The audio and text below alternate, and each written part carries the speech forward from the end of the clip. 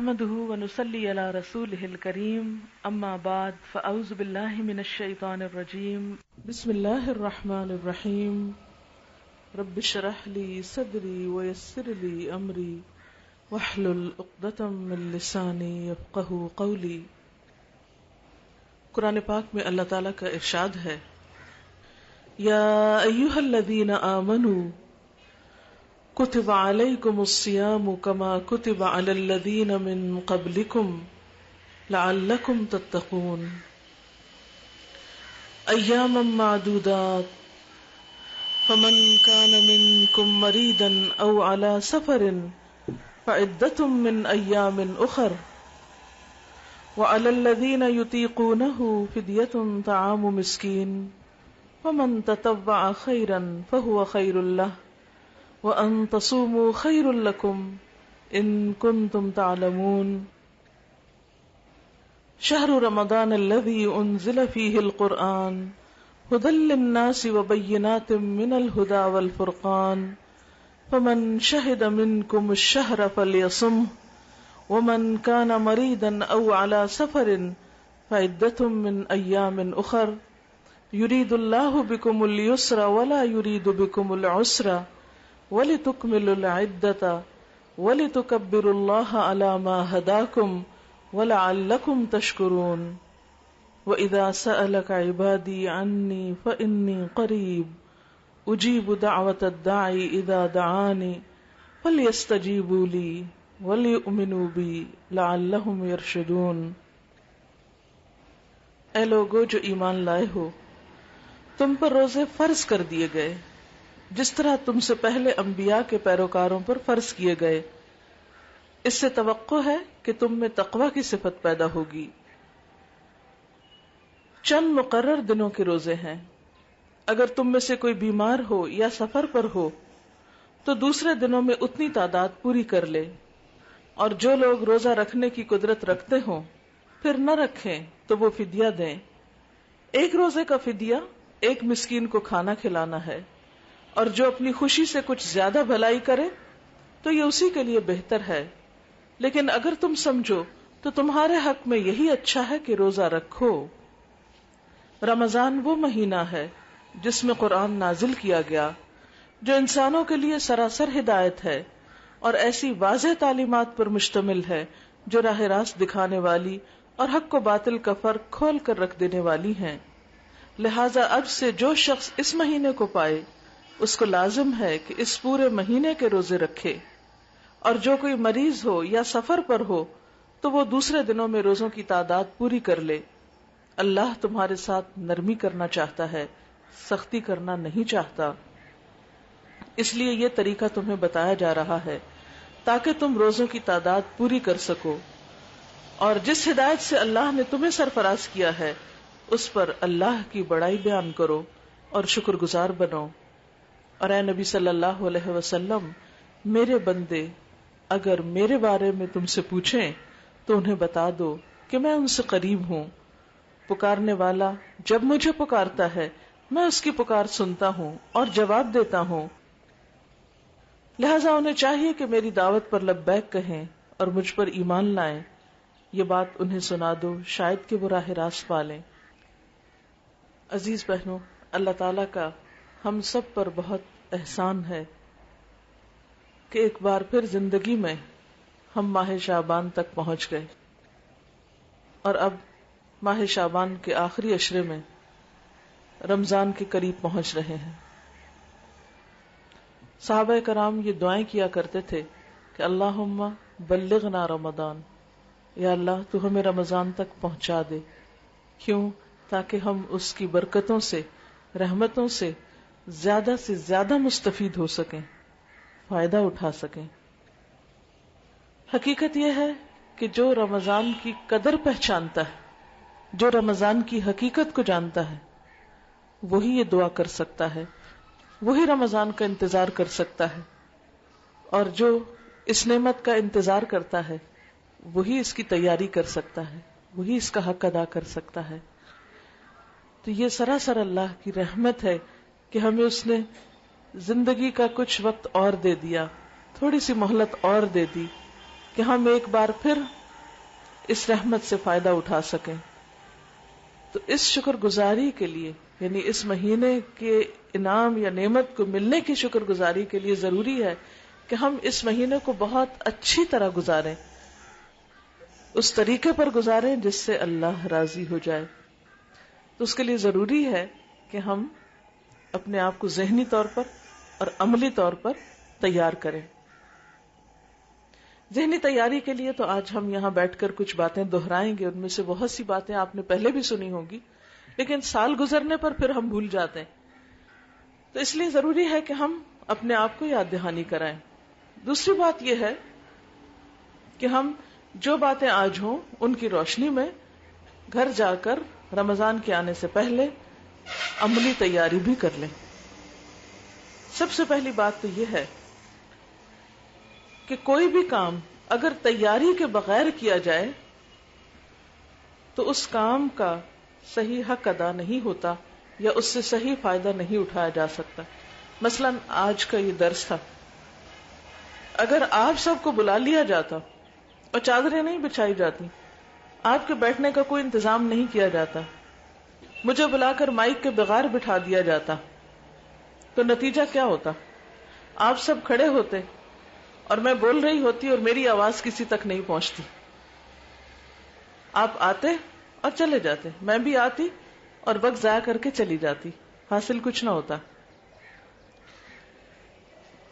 جب بھی کوئی کام تیاری کے ساتھ کیا جاتا ہے تو انسان اس وقت سے بہترین فائدہ اٹھاتا ہے. اگر ہم واقعی چاہتے ہیں کہ رمضان کی برکتوں سے فائدہ اٹھائیں، ضروری ہے کہ ہم پھر اس کے لیے تیار ہو جائیں. رسول اللہ صلی اللہ علیہ وسلم رمضان کی آمد کی خبر ان الفاظ میں دیا کرتے.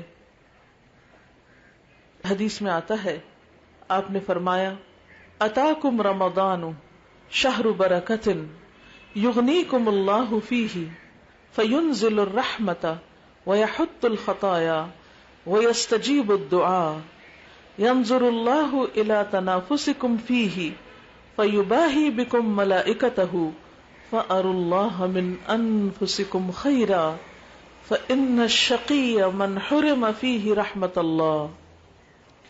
آپ صلی اللہ علیہ وسلم نے فرمایا، تمہارے پاس رمضان جیسا بابرکت مہینہ آتا ہے تو اللہ تعالیٰ تمہیں اپنی رحمت سے ڈھانپ لیتے ہیں.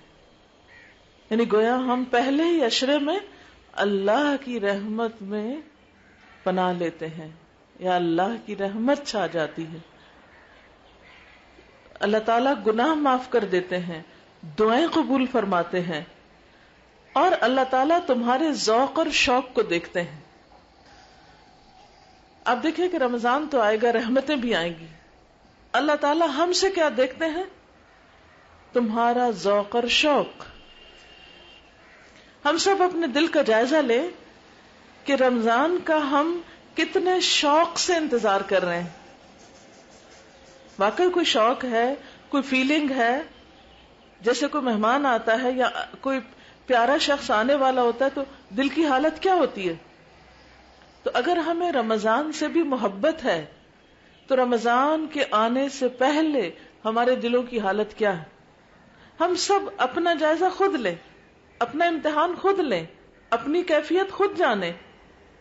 کہیں ایسا تو نہیں کہ رمضان آ رہا ہے، ایک ایک دن کر کے قریب پہنچ رہا ہے اور ہمیں پرواہ ہی نہیں کہ کیا خزانہ اور کیا نعمت ہمارے ہاتھ آنے والی ہے، ہمیں احساس ہی نہیں. تو جب رمضان داخل ہو جائے گا اور بغیر کسی احساس، بغیر کسی شوق اور بغیر کسی شعور کے ہم اس میں اگر داخل ہو گئے تو کیا ہم واقعی اس سے صحیح فائدہ اٹھا سکیں گے؟ نہیں. تو آپ صلی اللہ علیہ وسلم نے کیا فرمایا کہ اللہ تعالیٰ تمہارے ذوق اور شوق کو دیکھتا ہے کہ تمہارے اندر کتنی ایکسائٹمنٹ ہے یا کتنا شوق ہے کہ رمضان آئے، اور پھر اس شوق میں تم کتنا عبادت کے لیے اپنے آپ کو تیار کرتے ہو اور کیا کچھ پھر عملاً کر کے دکھاتے ہو. پھر فرمایا کہ تمہاری وجہ سے فرشتوں پہ فخر کرتے ہیں. اللہ تعالیٰ بندوں کا ذکر اپنے فرشتوں میں کرتے، دیکھو میرے بندوں کو، سارا دن میری خاطر کھانا پینا چھوڑتے ہیں، اپنی خواہشات کو چھوڑتے ہیں، راتوں کو قیام کرتے ہیں، اپنے مال میں سے کثرت کے ساتھ صدقہ خیرات کرتے ہیں. تو جب ایک بندہ رمضان کے مہینے میں خوب ذوق اور شوق کا مظاہرہ کرتا ہے، زیادہ سے زیادہ کثرت کے ساتھ نیک عمل کرتا ہے، تو اللہ تعالیٰ ان بندوں سے اتنا راضی ہوتے ہیں کہ ان کا ذکر فرشتوں کی محفل میں کرتے ہیں اور ان پر فخر کرتے ہیں کہ دیکھو میرے ان بندوں کو کس طرح یہ نیکیوں میں دوڑ رہے ہیں اس مہینے میں. پس تم بھی اپنی طرف سے اللہ تعالیٰ کو بھلائی دکھاؤ، یعنی تم بھی کچھ کر کے دکھاؤ، کیونکہ اللہ تعالیٰ تمہارے بارے میں فخر کر رہے ہیں. بے شک وہ نہایت ہی بدبخت ہے جو اس مہینے میں اللہ کی رحمت سے محروم رہ گیا، پھر اس کی بدقسمتی کا کیا ٹھکانہ. پھر اس میں قرآن پاک نازل ہوا تو نزول قرآن کا مہینہ، اور قرآن پاک کیا ہے؟ هو خیر مما یجمعون، دنیا کی ہر خیر اور ہر بھلائی سے بہترین بھلائی اور نعمت ہے ہمارے لیے. جو بھی کچھ لوگ سمیٹ رہے ہیں سب سے بہترین تحفہ ہے. تو نزول قرآن کا مہینہ، اور پھر اسی طرح لیلۃ القدر کا مہینہ. کیا ہے لیلۃ القدر؟ خیر من الف شہر، 1000 مہینے سے زیادہ بہترین رات. یہ سب کچھ آپ کو سال کے اور حصوں میں نہیں ملے گا، یہ رمضان میں ہی ملے گا. یہ برکتیں، یہ رحمتیں، یہ مغفرتیں، یہ آگ سے نجات، یہ سب کچھ کب؟ رمضان میں. اسی لیے اس کو شہر عظیم، عظیم الشان مہینہ کہا گیا. ایک اور حدیث میں آتا ہے، سیدنا ابی ہریرہ سے روایت ہے، نبی صلی اللہ علیہ وسلم نے فرمایا، رمضان کی پہلی رات ہی شیاطین اور سرکش جن جکڑ دیے جاتے ہیں، جہنم کے سارے دروازے بند کر دیے جاتے ہیں، کوئی ایک دروازہ کھلا نہیں رہنے دیا جاتا. اور یہ کس چیز کا سمبل ہے؟ اللہ کی رحمت کا. کس چیز کا نشان ہے؟ کہ اللہ تعالیٰ نے بندوں کے لیے نیکی کرنا آسان کر دیا ہے، اور اس مہینے میں برائی کے رستے دروازے بند کر دیے. اصل میں کیا ہے؟ برائی کے سارے رستے یا برائی کے سارے طریقے جہنم کے دروازے کھولتے ہیں. یعنی گناہ کیا ہے، اللہ کی نافرمانی کیا ہے، جہنم کی کنجیاں ہیں. ہر غلط کام کس کا دروازہ؟ جنت کا دروازہ تو نہیں کھولتا، یہ تو جہنم کا دروازہ کھولتا ہے. تو جہنم کے دروازوں کا بند ہونا کیا معنی رکھتا ہے؟ کہ برائیوں سے بچنے کے لیے اللہ نے موقع دے دیا اور نیکیوں کے رستے تم پر کھول دیے. پھر اسی طرح فرمایا، ایک منادی کرنے والا اعلان کرتا ہے، اے بھلائی کے چاہنے والے آگے بڑھ، اے بھلائی کے چاہنے والے اور آگے بڑھو اور آگے آ جاؤ.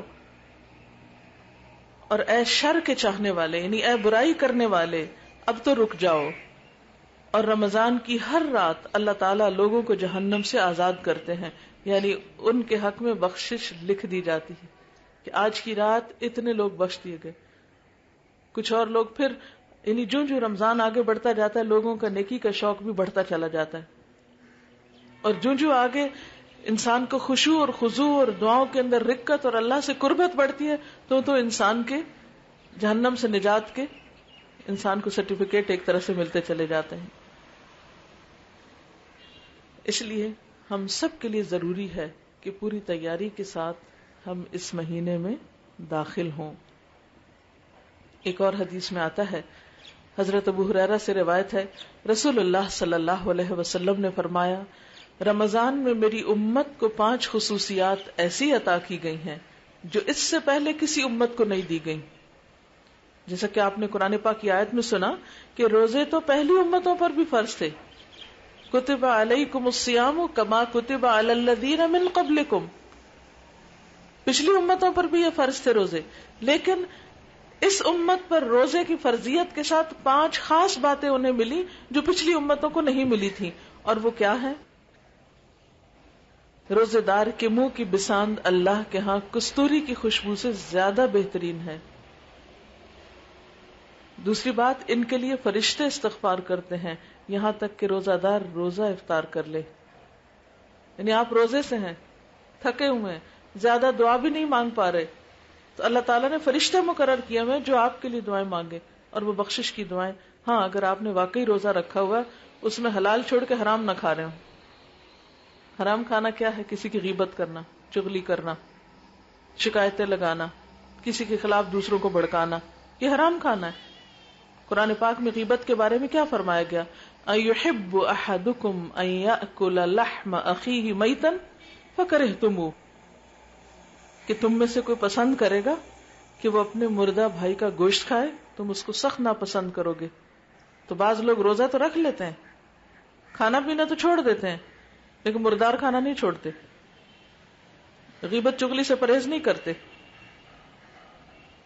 تو جو شخص ہر چیز سے پرہیز کرے، کیونکہ روزہ صرف کھانا پینا چھوڑنے کا نام نہیں ہے، روزہ حرام کو چھوڑنے کا نام بھی، بلکہ روزہ تو تقاضا کرتا ہے کہ جو حلال چھوڑ سکتا تو حرام بھی چھوڑو، اور اسی کا نام تقویٰ ہے.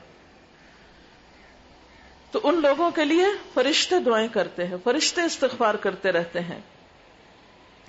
پھر اگلی خصوصیت، اللہ تعالیٰ ہر روز ان کے لیے جنت کو سجاتے ہیں، مزین کرتے ہیں، ڈیکوریٹ کرتے ہیں. آپ دیکھیں کہ جب کسی خاص بندے نے آپ کے گھر آنا ہو، عموماً لوگ شادی کے موقع پہ کیا کرتے ہیں؟ گھر کا فرنیچر بدلتے ہیں، پینٹ، رنگ، روغن، ہر ایک چیز، اور ہر روز ایک نئی چیز لا رہے ہیں، سجا رہے ہیں، بنا رہے ہیں کہ ایک نیا مہمان گھر میں آ رہا ہے. تو اللہ کے وہ خاص بندے جو رمضان کا حق ادا کریں، اللہ تعالیٰ ہر روز جنت کو سجاتے ہیں اور سجاتے ہیں اور سجاتے ہیں اور سجاتے ہیں. تو آپ ذرا تھوڑی دیر کے لیے تصور کریں، امیجن کریں کہ جنت تو ویسے ہی خوبصورت ہے، لیکن جو انسان اس مقام میں آگے بڑھتا چلا جاتا ہے تو اس کے لیے اللہ تعالیٰ اور نعمتوں میں بھی اضافہ کرتا چلا جاتا ہے، اس کے لیے اور اہتمام اور اہتمام. اور اللہ تعالیٰ فرماتے ہیں ہو سکتا ہے میرے نیک بندے اپنے آپ سے مشقت اور تکلیف کو اتار کر تیری طرف آ جائیں.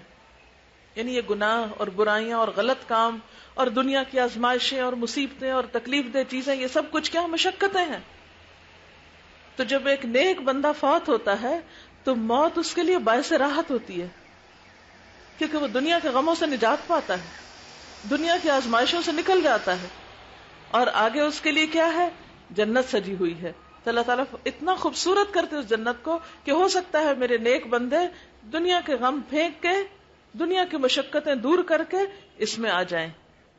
اور یہ کب ہو سکتا ہے؟ جب انسان صبر سے کام لے، ہر تکلیف اور مشقت پر، ناپسندیدہ حالت پر صبر اور تحمل اختیار کرے. لیکن بات یہ ہے کہ ہماری جلد بازی ہمیں صبر نہیں کرنے دیتی. ہم سب کے لیے ایک بہت بڑی مشکل کیا ہے؟ ہماری طبیعتوں کی جلد بازی. ہم ہر چیز کو جلدی کرنا چاہتے ہیں، فوراً کرنا چاہتے ہیں. آپ صلی اللہ علیہ وسلم کے پاس مختلف وفد آیا کرتے تھے، مختلف علاقوں سے. بنو عبد القیس کا ایک وفد آیا اور ان لوگوں نے آ کے اپنی سواریاں روکی اور فوراً دوڑتے ہوئے حضور صلی اللہ علیہ وسلم کے پاس پہنچ گئے. لیکن ان کا جو سردار تھا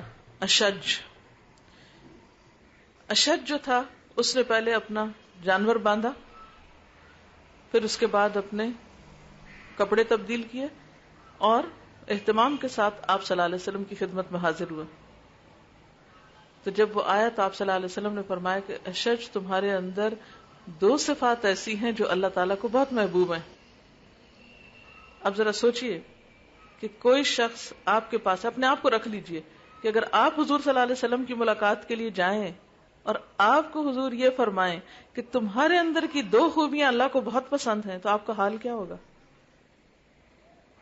یعنی اس وقت کیفیت کیا ہوگی؟ تو بہرحال اس پر ظاہر وہ متوجہ ہوئے کہ کون سی 2 خوبیاں؟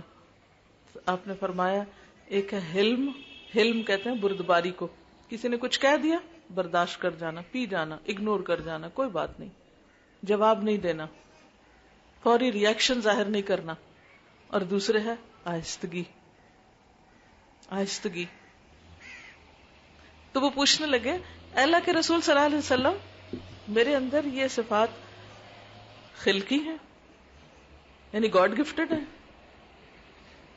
یعنی یہ میرے اندر کیسے آئی ہیں یہ چیزیں؟ تو آپ نے فرمایا گاڈ گفٹڈ ہیں، اللہ نے دی ہیں.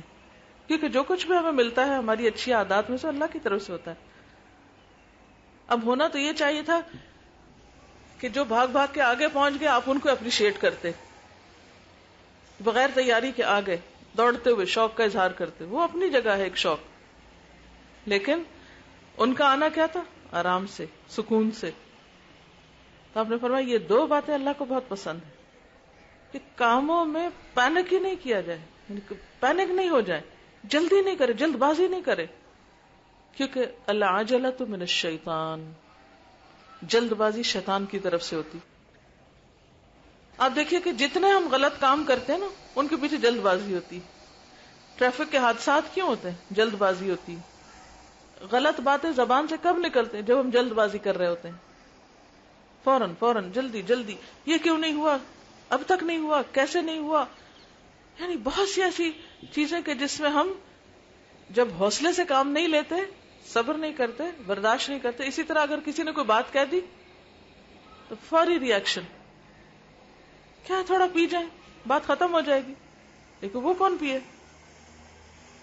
سب سے بہترین گھونٹ اگر کوئی پی سکتا تو وہ غصے کا گھونٹ ہے، اور یہ اسی کو نصیب ہوتا ہے پینا جس کے بدلے میں اللہ قیامت کے دن جنت کے اعلیٰ ترین مشروبات پہ لائے گا، کہ جب انسان یہ سمجھتا ہو کہ میرا رب مجھے اس کی جزا دینے والا ہے. تو روزہ اصل میں کیا کرتا ہے؟ ہمیں کول ڈاؤن کرتا ہے، صبر سکھاتا ہے، شہر الصبر ہے. کیونکہ جب انسان نے کچھ کھایا پیا ہوتا ہے نا تو ایک اور طرح کی انرجی ہوتی ہے، تو انسان کے اندر اس انرجی کے ساتھ جلد بازی بھی آتی ہے اور ایک بے صبری بھی آتی ہے، بعض اوقات فوری نتائج کی طلب آتی. لیکن جب روزہ ہوتا ہے تو انسان قدرتی طور پہ سلو ہو جاتا ہے نا، یعنی فزیکلی بھی سلو ہوتا ہے. تو بہت سی باتیں جب آپ تھکے ہوئے ہوتے ہیں نا تو کوئی کچھ کہہ رہا تو آپ کہتے ہیں، بعضوں کو تو اریٹیشن میں بولتے ہیں، لیکن بعضوں کو کہتے ہیں اچھا پھر دیکھوں گی، پھر جواب نہیں. تو وہ جو اندر کی ایک کیفیت ہے نا بھوک کی وجہ سے، وہ انسان کو آہستگی سکھا دیتی. آہستگی سے میرا سستی نہیں ہے. سستی کیا ہوتا ہے کہ کسی کام کو جان بوجھ کے ڈیلے کرنا، لیٹ کرنا، اور بس ایسے ہی بلا وجہ. لیکن آہستگی ایک پسندیدہ صورت ہے. آپ صلی اللہ علیہ وسلم نے فرمایا التؤدۃ فی کل شیء الا فی عمل الاخرہ، ہر چیز میں آہستگی سوائے آخرت کے عمل کے. اس کے لیے کیا ہے؟ ففروا الی اللہ فاستبقوا الخیرات. بہرحال پھر اس کے بعد آپ صلی اللہ علیہ وسلم نے فرمایا اس ماہ میں سرکش شیطان زنجیروں میں جکڑ لیے جاتے ہیں اور وہ روزے دار تک اپنی رسائی نہیں پاتے جس طرح کے غیر روزہ دار تک پہنچ جاتے ہیں. اور روزے دار کو آخری رات معاف کر دیا جاتا ہے. آپ صلی اللہ علیہ وسلم سے پوچھا گیا کیا یہ آخری رات شب قدر ہے؟ یعنی صحابہ کرام کو ایک تجسس تھا جب آپ نے فرمایا کہ آخری رات میں معاف کر دیا جاتا ہے، تو انہوں نے پوچھا پھر یہ شب قدر ہی ہوگی جو معافی مل گئی؟ آپ نے فرمایا نہیں، بلکہ مزدور کو اس کی محنت کا صلہ اس وقت دیا جاتا ہے جب وہ اپنا کام مکمل کر لیتا ہے. یعنی وہ صلے کی رات ہے، انعام کی رات ہے. اور انعام کیا ہے رمضان کا سب سے بڑا؟ بخشش. پھر اسی طرح آخرت کے بھی بہت فائدے ہیں. مثلا جنت کا ایک دروازہ جس کا نام ریان ہے، اس سے صرف روزہ دار داخل ہوں گے، کوئی اور نہیں جا سکے گا اس کے ذریعے. پھر اسی طرح گناہوں کا کفارہ ایک رمضان سے دوسرے رمضان تک. پھر اسی طرح روزے دار کے لیے جو اصل جزا ہے اس کی وہ چھپا کر رکھی گئی ہے، کیونکہ آپ صلی اللہ علیہ وسلم فرمایا، اللہ تعالیٰ فرماتے ہیں الصوم لی وانا اجزی بہ، روزہ میرے لیے اور میں اس کی جزا دوں گا، خود دوں گا، خاص انعام دوں گا، کیونکہ اس نے میری خاطر کھانا پینا چھوڑا. کسی اور کو تو نہیں پتا ہوتا کہ روزہ دار کیا کر رہا ہے، کھا رہا ہے یا نہیں کھا رہا. چھپ کے کوئی کچھ بھی کر سکتا ہے اور لوگوں کو یہ بتا سکتا ہے میں روزے سے ہوں، لیکن اللہ تو جانتا ہے. لہذا روزہ ہے ہی خالصتاً اللہ اور بندے کا معاملہ کہ جس کا پتہ کوئی دوسرا لگا ہی نہیں سکتا، کسی دوسرے کو خبر بھی نہیں ہو سکتی. ایک شخص سارے شہر میں روزے کا ڈنڈورا پیٹے اور چھپ کے کھا لے تو ہو سکتا ہے سارا شہر یقین کر جائے ہاں بھی یہ روزے سے، لیکن اللہ کو پتا ہے کہ وہ کیا کر رہا ہے اور اس کو خود پتا ہے. اس لیے اس کی جزا بھی اللہ تعالیٰ نے خاص رکھی. ہر عمل 10 گنا بتایا قرآن پاک میں، لیکن روزے کی جزا کئی گنا. حتیٰ کہ ایک حدیث میں آتا ہے کہ جو شخص ایک دن اللہ کے راستے میں روزہ رکھتا ہے، اللہ تعالیٰ اس کا چہرہ اس ایک دن کے عوض جہنم سے 70 سال دور کر دیتا ہے. اب آپ دیکھیے پوری زمین کو آپ دیکھیے، ایک کونے سے لے کے دوسرے کونے تک اگر آپ ٹریول کرنا چاہیں تو 30-35 گھنٹوں میں پوری زمین کے ایک حصے سے دوسرے حصے تک پہنچ جائیں گے. یہ 25-30 گھنٹوں میں آپ سفر طے کر سکتے. لیکن 70 سال کا فاصلہ ایک بہت بڑا فاصلہ ہے. گویا ایک انسان زندگی کے پہلے دن سے چلنا شروع کرے اور بوڑھا ہونے تک کچھ نہ کرے، صرف چلتا رہے. کتنا دور کا فاصلہ ہوگا اگر چال سے بھی جائے. اور اب تو آپ دیکھیں جہاز اور کیا کچھ موجود ہے. تو اس لیے انسان اس جزا پر یقین رکھتے ہوئے روزے کا حق ادا کر سکتا ہے جو جزا اس کے رب کے پاس ہے. ایک اور جگہ پر فرمایا روزہ جہنم سے ڈال ہے جس طرح تمہیں لڑائی میں بچانے والی ڈھال ہوتی ہے. ڈھال کیا ہوتی ہے؟ کہ کوئی تیر یا وار آ رہا ہو تو آپ سامنے ایک رکاوٹ کھڑی کر لیں، شیلڈ جس کو کہتے ہیں، یعنی وہ آپ کی طرف آنے سے رک جاتی. بالکل اسی طرح روزے سے نمبر 1 انسان آگ سے بچ جاتا ہے. یعنی اب دیکھیں کہ ڈھال کو شاید آپ اس طرح امیجن نہیں کر سکیں. مثلا اگر آپ دیکھتے ہیں جیسے گھر میں کوئی ایسا شخص داخل ہو گیا، خدا نخواستہ کوئی چور یا کچھ، تو آپ فوراً کیا کریں گے؟ فوراً کنڈی لگائیں گے. آپ گاڑی میں بیٹھتے ہیں اور پتہ چلتا ہے کہ کوئی گاڑی کے اوپر کچھ کرنے آ رہا ہے تو آپ فوراً دروازہ بند کریں گے، فوراً اس کو لاک لگائیں گے کہ کوئی دروازہ نہ کھول دے. کئی دفعہ آپ نے سنا ہوگا ایسے حادثے ہوتے ہیں کہ لوگ لٹ جاتے ہیں گاڑیوں میں کیونکہ دروازہ بند نہیں تھا. جب کوئی لاک کر لیتا ہے تو محفوظ ہو جاتا ہے. اچھا، اسی طرح اس کیفیت کو محسوس کیجئے کہ کسی چور یا کسی شر سے بچنے کے لیے آپ نے دروازہ بند کر لیا اور وہ اندر نہ آ سکا اور آپ محفوظ ہو گئے. بالکل اسی طرح روزہ قیامت کے دن انسان اور آگ کے بیچ میں ایک بند دروازہ بن جائے گا. آگ اس تک نہیں آ سکے گی، آپ محفوظ ہو جائیں گے. روزہ ایک طرح سے انسان کو اپنے لپیٹ میں لے لے گا، محفوظ کر دے گا. اسی طرح گناہوں سے بھی بچنے کا کام دیتا ہے. یعنی انسان ہر وقت اپنے نفس کی وجہ سے، ماحول کی وجہ سے، شیطان کی وجہ سے مختلف قسم کی غلطیاں کرتا رہتا ہے. تو جب انسان روزے سے ہوتا ہے تو انسان ایک طرح سے ایک محفوظ خول یا ایک محفوظ چیز کے اندر آ جاتا ہے اور اس کی بچت ہو جاتی ہے. ایک اور حدیث سے ہمیں پتہ چلتا ہے، آپ صلی اللہ علیہ وسلم نے فرمایا کہ الصوم جنۃ، الصیام جنۃ من النار کجنۃ احدکم من القتال، کہ جیسے جنگ میں ڈھال استعمال ہوتی ہے اسی طرح جہنم سے بھی یہ ڈھال کے طور پر، حفاظت کے طور پر روزہ کام کرے گا. گناہوں کی بخشش کے لیے خاص طور پر احتساب نفس شرط قرار دیا روزے میں. من صام رمضان ایمانا و احتسابا غفر له ما تقدم من ذنبه. یہ سارے وعدے اپنی جگہ ہیں لیکن ان سب کے لیے شرط کیا ہے کہ انسان ایمان کے ساتھ، ایمان کا کیا مطلب؟ خالص اللہ کے لیے کام کرے، دین کے تقاضے کے طور پر، دنیا کے مفاد کے لیے نہیں.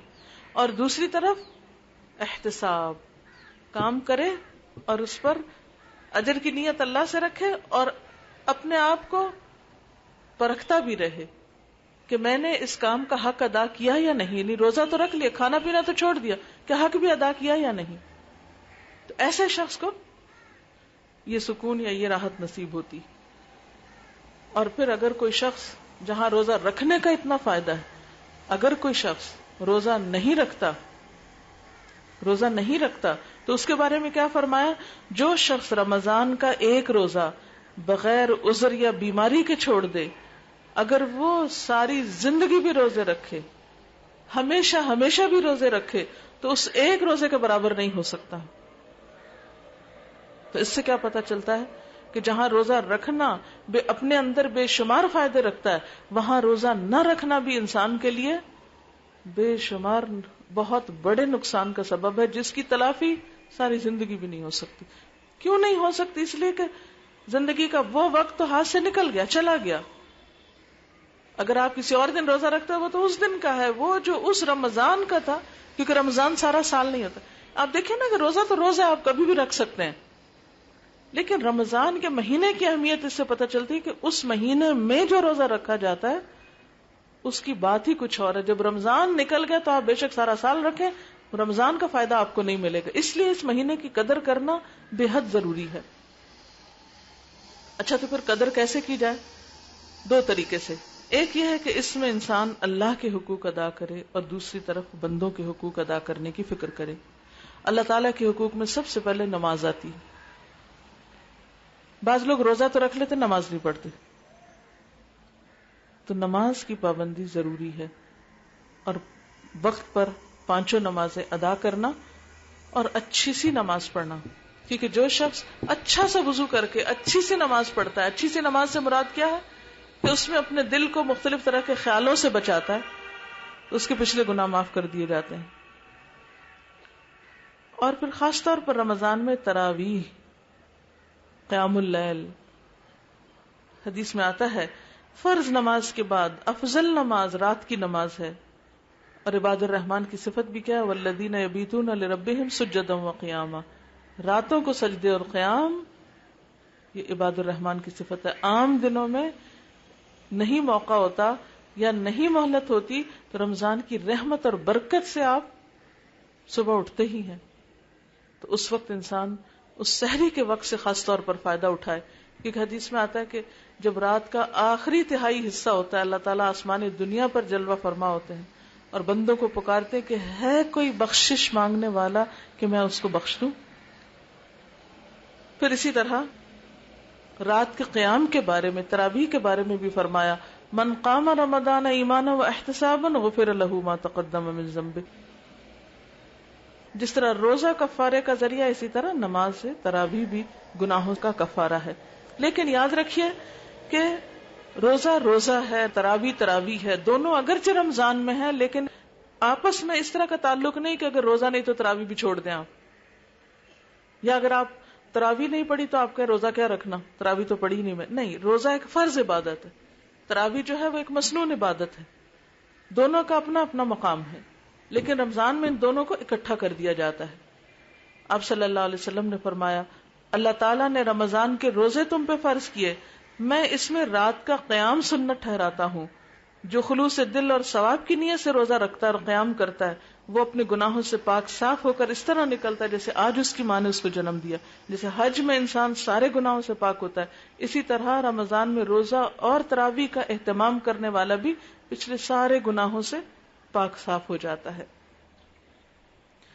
پھر اسی طرح یہ کہ تراویح پڑھنے میں عام طور پر خواتین جو ہے وہ سمجھتی ہے کہ شاید یہ مردوں کے لیے صرف, یا پھر یہ ہے کہ بعض اوقات ہم اکیلے گھر میں ہوتے ہیں تو عشاء کی نماز مشکل لگتی ہے, کہاں یہ کہ اب اتنے زیادہ نوافل بھی ادا کیے جائیں.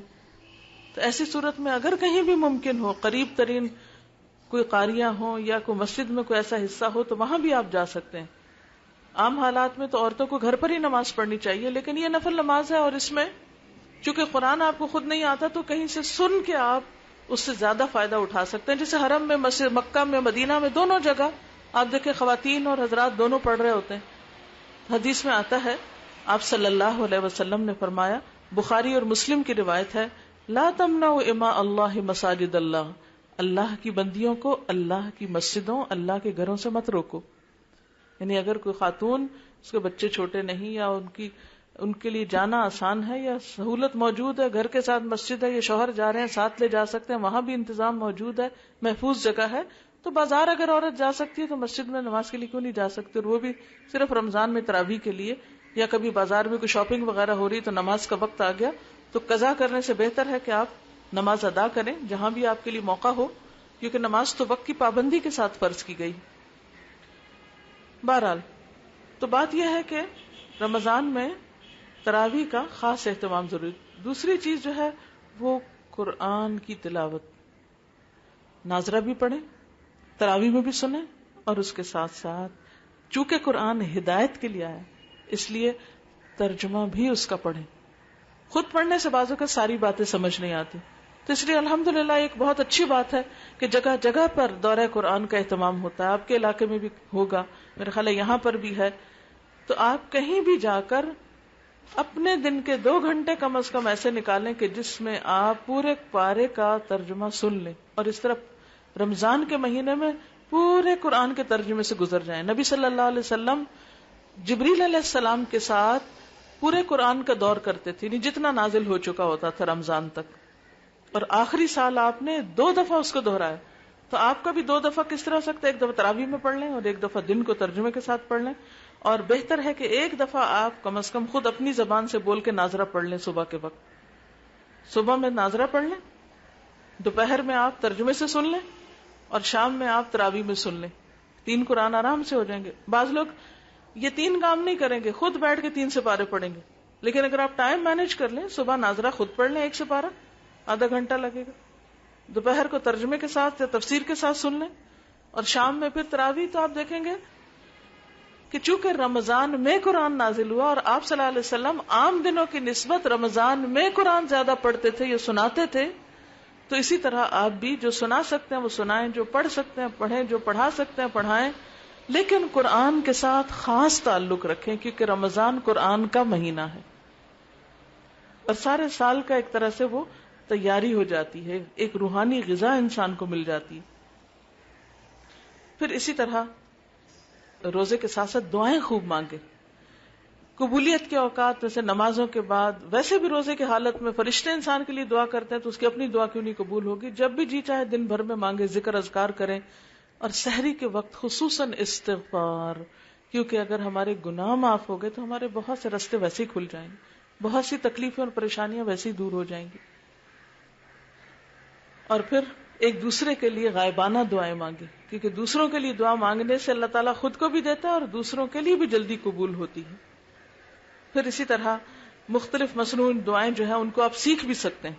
جہاں جہاں دورہ قرآن ہو رہا ہے، اگر وہاں ساتھ ساتھ ایک ایک دعا لوگوں کو سکھا دی جائے، واش روم جانے کی، باہر آنے کی، کھانا کھانے کی، بعد میں نماز کے علاوہ اذکار وغیرہ وغیرہ، گھر سے نکلنے کی، اندر آنے کی، صبح شام کی دعائیں، اگر رمضان میں کچھ کچھ یاد کر لیں اور عادت ڈال لیں 30 دن پڑھنے کی، تو آپ دیکھیں گے کہ باقی زندگی میں بھی عادت ہو جائے گی.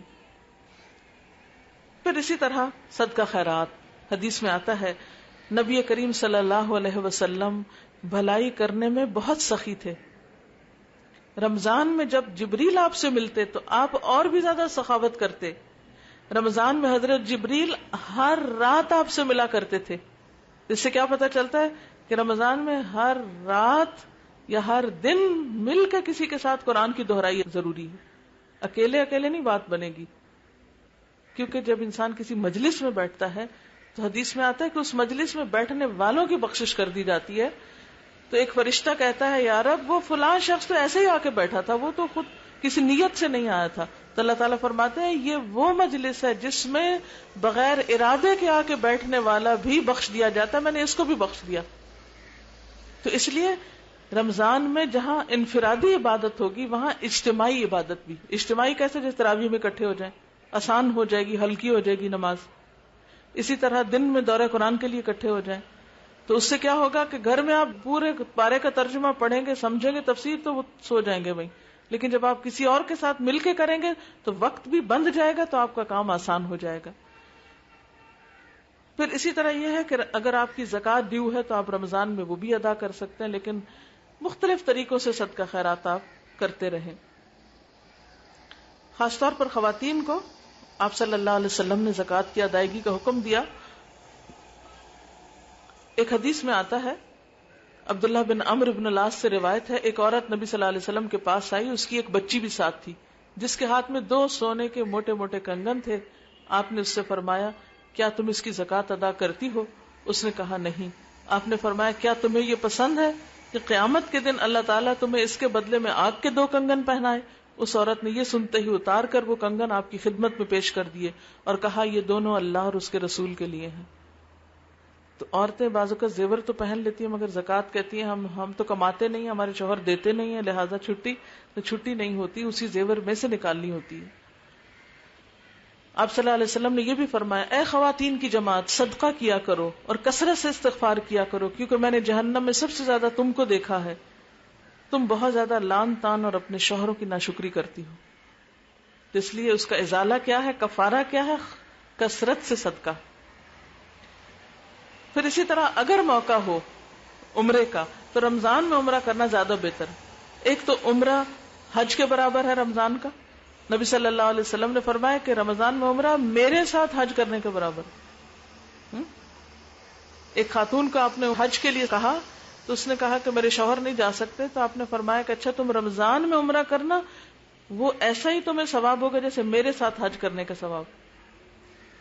اور دوسرا یہ کہ تراویح کا وہاں اتنا اچھا انتظام ہوتا ہے، تو اگر کسی نے جانا ہی ہو سال میں تو بہتر ہے رمضان میں جائے تو زیادہ فائدہ اٹھائے۔ پھر خاص طور پہ آخری عشرے کی عبادت، آخری عشرہ، آپ صلی اللہ علیہ وسلم جب رمضان کا آخری عشرہ شروع ہوتا تو اس کا اکثر حصہ جاگ کے گزارتے، گھر والوں کو بھی بیدار کرتے اور خوب محنت کرتے اور کمر کس لیتے، یعنی عبادت زیادہ ہو جاتی۔ اس لیے ان دنوں میں بازاروں میں گھوم پھر کے شاپنگ کرنا، تیاری کرنا، عید کی ادھر جاؤ ادھر آؤ، افطاریاں کرنا، جس کی افطاری کرنی پہلے 20 دنوں میں کر لیں، جو کچھ عید کے لیے خریدنا وہ ابھی خرید کے رکھ لیں۔ لیکن رمضان کے دن دوبارہ نہیں ملتے، اگلے سال اللہ نے دیے تو وہ نئے ہوں گے، یہ تو نہیں آئیں گے نا دوبارہ، ان کو کیوں ضائع کیا جائے؟ اب یہ تو نہیں اگلے مہینے تنخواہ ملنی ہے تو آپ اس مہینے کے پیسے ضائع کر دیں، اگلے مہینے پھر مل جائے گی، نہیں، اگلے مہینے کے لیے۔ تو اس دفعہ جو چانس ملا اس کو استعمال کرے، ضائع نہیں کرے۔ پھر اعتکاف، عام طور پر آپ دیکھیے کہ ہم اعتکاف کے معاملے میں سستی کر جاتے ہیں، ہم کیا کہتے ہیں، ہم بڑے مصروف ہیں۔ کیا رسول اللہ صلی اللہ علیہ وسلم سے بڑھ کے بھی کوئی مصروف تھا؟ کوئی نہیں تھا، لیکن آپ نے ہمیشہ اعتکاف کیا، ایک سال نہیں کر سکے تو اگلے سال 20 دن کا کیا، کیونکہ یکسوئی کے ساتھ ایکسکلوسیولی ساری دنیا کے کام چھوڑ کے اللہ کے لیے خالص ہو کے بیٹھ کے عبادت کرنا جو ہے اس کے اپنے فائدے۔ پھر اسی طرح لیلۃ القدر کی تلاش آخری عشرے کی راتوں میں، اور پھر رمضان کے آخر میں صدقہ فطر کی ادائیگی عید کی نماز سے پہلے۔ اسی طرح اب یہ نہیں کہ اتنی عبادتیں کرنے لگ جائے تو انسانوں کو انسان بھول جائے، حقوق العباد کی ادائیگی، کیونکہ اس مہینے کو شہر المواسات کہا گیا، ایک دوسرے سے ہمدردی کرنے کا مہینہ۔ اور باہم ہمدردی کس طرح ہوتی ہے کہ انسان ایک دوسرے کی ضروریات کا، تکلیفوں کا خیال کرتے ہوئے دوسرے کے کام آئے۔ آپ صلی اللہ علیہ وسلم نے فرمایا، بیوہ عورت اور مسکین کی خبر گیری کرنے والا اللہ کی راہ میں صحیح کرنے والے کی مانند ہے، اس شب زندہ دار شخص کی مانند ہے جو عبادت اور شب بیداری میں سستی نہیں کرتا، اور اس روزہ دار کی مانند ہے جو کبھی افطار نہیں کرتا۔ اتنا بڑا ثواب ہے بیوہ عورتوں کی خبر گیری، اور اسی طرح مسکین لوگوں کی۔ پھر اسی طرح دوسروں کو کھانا کھلانا، ضرورت مند لوگوں تک راشن پہنچائیں۔ پھر اسی طرح افطاری کا اہتمام، اپنے رشتہ داروں وغیرہ کو، ضروری نہیں کہ گھر میں بہت گرینڈ پارٹی کریں تو وہی افطاری ہے، آپ ان کے گھر بھی بھجوا سکتے ہیں، یعنی کچھ بھی کر سکتے ہیں، کھجوریں بانٹ سکتے ہیں۔ تو اس کا حریص ہونا چاہیے، کیونکہ جو شخص کسی کا روزہ کھلواتا ہے اس کو اتنا ہی ثواب ملتا ہے جیسے اس نے خود اس کا روزہ بھی رکھ لیا۔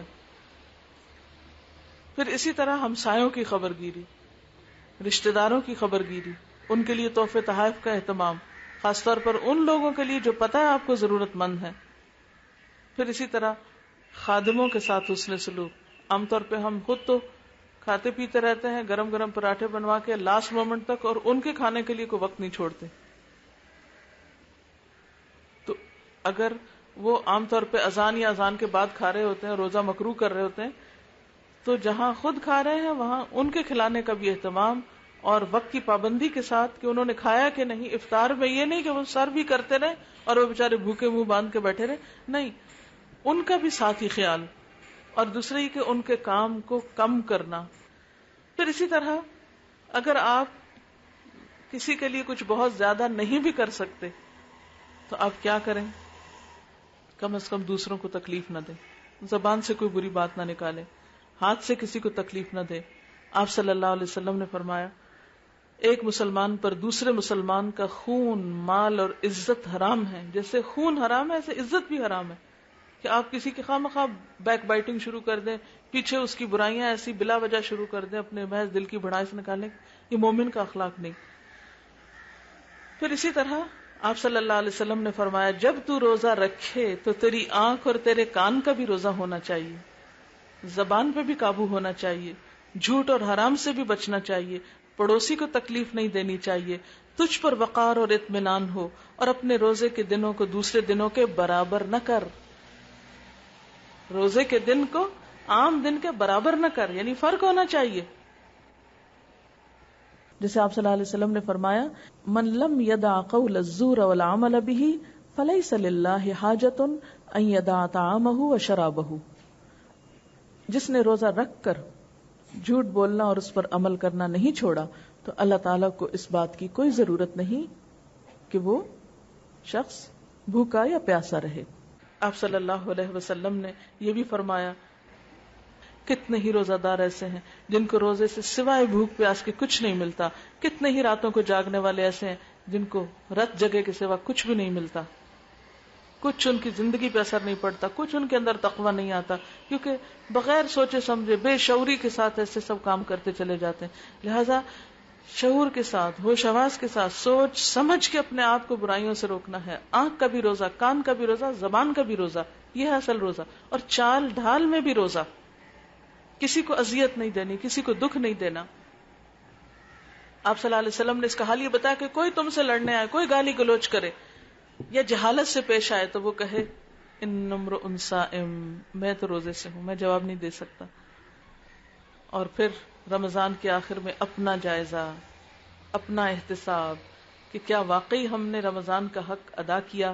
کیونکہ آپ صلی اللہ علیہ وسلم ایک موقع پر ممبر پر تشریف لے گئے، 3 دفعہ آپ نے آمین فرمایا ہر سیڑھی پہ چڑھتے ہوئے. لوگوں نے عرض کیا اے اللہ کے رسول صلی اللہ علیہ وسلم، آج ہم نے ایک ایسی چیز دیکھی ہے جو اس سے پہلے کبھی نہیں سنی تھی. آپ نے 3 مرتبہ آمین کس لیے فرمایا؟ تو آپ نے فرمایا کہ جبریل میرے پاس آئے، جب میں نے پہلی سیڑھی پہ قدم رکھا تو جبریل نے کہا اس آدمی کے لیے ہلاکت ہے جس نے رمضان کا مہینہ پایا اور اپنے گناہوں کی معافی اور بخشش حاصل نہ کر سکا. اس کے جواب میں نے آمین کہا. اور اسی طرح جس کے سامنے آپ کا نام لیا جائے اور وہ درود شریف نہ پڑھے اس کے لیے بھی آپ نے یہی فرمایا. اور اسی طرح جو شخص بڑھاپے میں ماں باپ دونوں یا ایک کو پائے پھر ان کی خدمت نہ کرے تو اس کے لیے بھی ہلاکت کا پیغام دیا آپ نے. اور آخری بات یہ، نبی کریم صلی اللہ علیہ وسلم نے فرمایا من صام رمضان وعرف حدودہ وتحفظ مما ينبغي له ان يتحفظ فيه كفر ما قبله. جس نے رمضان کا روزہ رکھا اور اس کی حدود کو پہچانا اور بچنے والی چیزوں سے بچا، اس کے پچھلے سارے گناہ معاف کر دیے جاتے ہیں. تو جس نے روزہ رکھا، حدود کو پہچانا کہ کیا کرنا ہے کیا نہیں کرنا، اور بچنے والی چیزوں سے بچا، تو اس کے پچھلے گناہ معاف کیے تھے. اللہ تعالی ہمیں توفیق دے اس بات کی کہ ہم واقعی رمضان کی تیاری بھی کریں اور اس کے ساتھ ساتھ اپنے عمل میں ایسی تبدیلی لائیں کہ جس سے ہماری آئندہ زندگی سنور جائے اور ہماری آخرت بہترین ہو جائے. تو لہٰذا سب سے پہلی چیز اپنے اوقات کی منصوبہ بندی کریں. کس ٹائم پہ کیا کرنا ہے، یہ تیاری کے طریقہ آپ کو بتا رہی ہوں. کرنا کیا آپ کو، اوقات مقرر کریں. جیسے میں نے بھی بتایا صبح ناظرہ پڑھیں، دوپہر دورہ قرآن اٹینڈ کریں، شام کو تراویح. کس دن کس کو افطار بھیجنا ہے، کس کو کہاں کیا صدقہ کرنا ہے، کس کو کیا کیا دینا ہے، کہ اگر غریبوں کو کپڑا دینا ہے یا راشن دینا تو پہلے رمضان سے پہلے یہ سب کچھ کر لیں. کاموں کی لسٹ بنائیں، کرنا کیا کیا، اور پھر اس کے لیے اوقات بھی لکھیں، کب کرنا ہے، کس تاریخ کو کرنا ہے، کس دن کو کرنا ہے، کس طریقے پہ کرنا ہے. سب سے پہلے وقت کی منصوبہ بندی. دوسری چیز پھر اس کے بعد ان چیزوں کی پابندی بھی، خود احتسابی بھی، یعنی اوقات مخصوص کر کے. جو خواتین مثلا جاب نہ کرتی ہوں یا ان کے بچے بہت چھوٹے نہ ہوں، اعتکاف کی نیت کر لیں، اللہ سے دعا کریں اللہ تعالیٰ انہیں توفیق دے اگر ممکن ہو تو. پھر اسی طرح جب آپ کو چاند نظر آئے تو آپ مسنون دعا پڑھیں.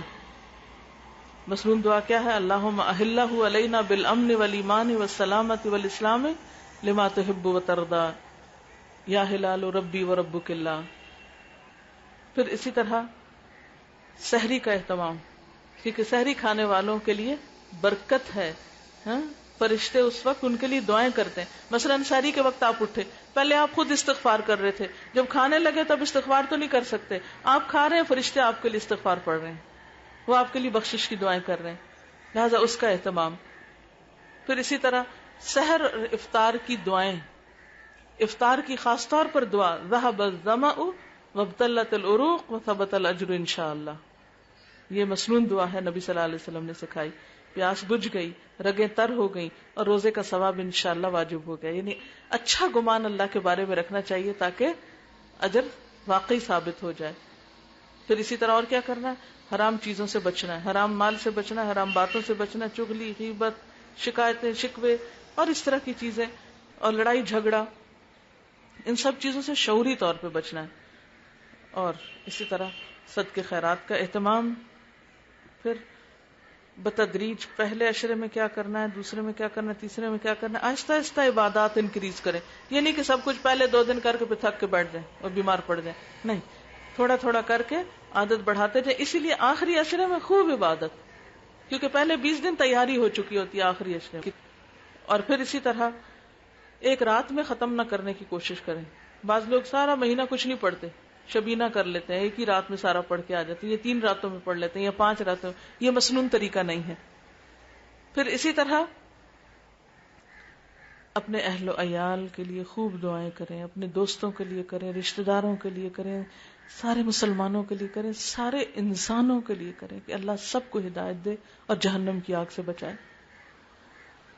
اور پھر خصوصی طور پر شب قدر جو ہے اس کے لیے کوشش, اور اگر شب قدر نصیب ہو تو یہ دعا پڑھنا نہ بھولیں, اللہم انک عفو تحب العفو فاعف عنی.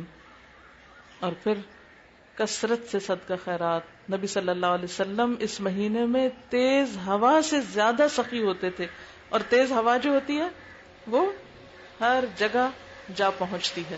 یعنی جب کم ہوا لگتی ہے تو بعض اوقات ہر جگہ نہیں جاتی, لیکن جب تیز ہوا ہوتی ہے تو سب جگہ پہنچتی. اللہ تعالی ہم سب کو عمل کی توفیق عطا فرمائے. وآخر دعوانا ان الحمد للہ رب العالمین.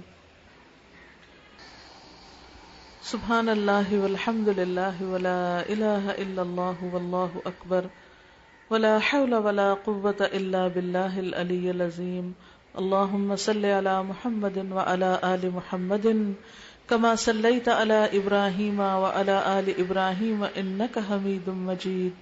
اللهم بارك على محمد وعلى آل محمد كما باركت على إبراهيم وعلى آل إبراهيم إنك حميد مجيد.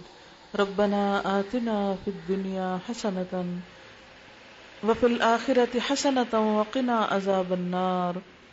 ربنا لا تزغ قلوبنا بعد إذ هديتنا وهب لنا من لدنك رحمة إنك أنت الوهاب. ربنا هب لنا من أزواجنا وذرياتنا قرة أعين واجعلنا للمتقين إماما. یا اللہ پاک جو کچھ ہم نے سیکھا ہے ہمیں اس پہ عمل کی توفیق عطا فرما. یا اللہ ہمارے قول اور فعل کا تضاد دور کر دے, ہمارے ظاہر اور باطن کو ایک کر دے, ہماری نیت کو اپنے لیے خالص کر لے. ہم سب کو بہترین چیزیں سیکھنے کی اور سمجھنے کی توفیق عطا فرما. اللہ ہمارے وقت میں برکت پیدا کر دے, ہماری مشکلات کو آسان کر دے, اور ہمیں اپنے دین کا خادم بنا لے. یا رب العالمین اس جگہ کو بابرکت کر دے. یا رب العالمین اس جگہ سے بے شمار لوگوں کو فیض اور نیکی پہنچے. یا اللہ تو دن دگنی اور رات چگنی ترقی عطا فرما, اور اپنی رحمتیں یہاں برسا, اور لوگوں کو بہترین طریقے سے اس سے فیضیاب ہونے کی توفیق عطا فرما. یا اللہ جتنی بہنیں آئی ہیں سب کا آنا قبول فرما, سب کا سیکھنا قبول فرما. یا اللہ ہمیں رمضان کی برکتوں سے رحمتوں سے بھرپور فائدہ اٹھانے کی توفیق دے. یا رب العالمین تو سب کی کوششوں کو قبول فرما لے, اور سب کے لیے ان کی کوششیں صدقہ جاریہ بنا دے. سب بیماروں کو صحت دے, سب دکھی لوگوں کے دکھ دور فرما, سب پریشان حالوں کی پریشانی دور فرما, اور ہم سب کو اپنی رحمت سے ڈھانپ لے, اور ہمیں اس رستے پر مرتے دم تک استقامت نصیب فرما. یا اللہ تو ہم سے اس کوشش کو قبول کر لے. ربنا تقبل منا انک انت السمیع العلیم وتب علینا انک انت التواب الرحیم. وصلی اللہ تعالی على خير خلقه محمد وعلى آله وأصحابه وأهل بيته أجمعين برحمتك يا أرحم الراحمين إلهي آمين. سبحانك اللهم وبحمدك نشهد أن لا إله إلا أنت نستغفرك ونتوب إليك. والسلام علیکم ورحمۃ اللہ وبرکاتہ.